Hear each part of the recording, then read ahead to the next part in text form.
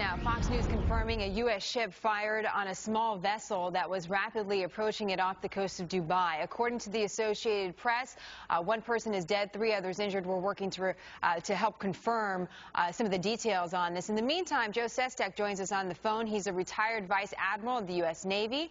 During his time in the Navy, he commanded the USS George Washington Carrier Strike Group during combat operations in the Persian Gulf and Indian Ocean in 2002. He also, of course, served 2 terms in Congress. So, Congressman, nice to have you back with us on this breaking news story. What's your gut tell you on this?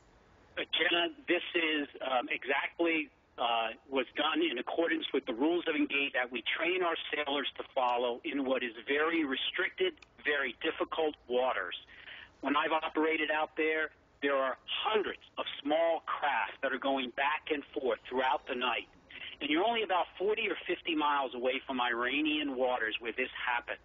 And we train our sailors that if some vessel is approaching you close aboard, you give it warnings, you give it signals like searchlights, you light off flares, you might even have a helicopter go over and get low towards it and put flashlights on it, even let the rotary craft in the wind blow it away before you begin to give warning shots.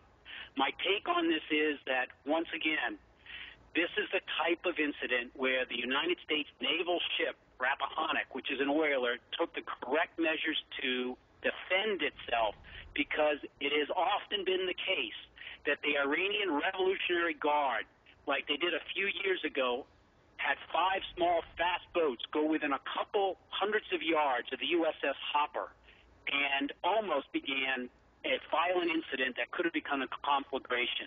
But this is the type of incident that we train our sailors to do well when they're in international waters that we don't own, but we have to protect ourselves. Congressman, I want to go back to one of the points that you just made there, that when you have a security team on this boat, and by the way, this boat has civilians on it that are operating the ship and also a Navy security team, this security team cannot just fire haphazardly on ships that are approaching it. Just talk us through that process and how much it would have taken for this ship and the people on this ship to open fire on this vessel. Absolutely. In this case, since this is an auxiliary ship, we usually have a civilian crew, but the captain of the ship's a naval officer. He is awakened at night, and this appears to have occurred either in twilight or at night, whenever any ship, it looks like on radar, it will approach within 5 nautical miles of the ship. You always have a crew that is manning a gun out there. And at times, if it's like a fast frigate that I once commanded there in the 90s, you might even have a helicopter up. If you do, it'll go look at that craft. As it gets within certain distance away from the ship, and these are confidential limits, so I can't speak specifically about what limit that is, they will radio that ship and ask it to turn away. Next, they will sound warning whistles at it, very loud.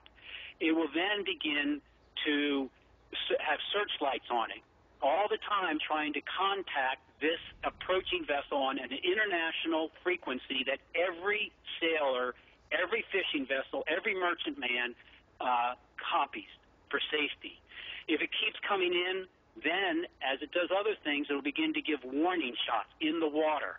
If it continues to close in, and also the Navy ship will maneuver for its own safety, then only at the last moment, the very last moment, then where the ship looks like it will be in danger, will actual hostile action be taken against that vessel. We train for months with these crews to make sure they do it absolutely right.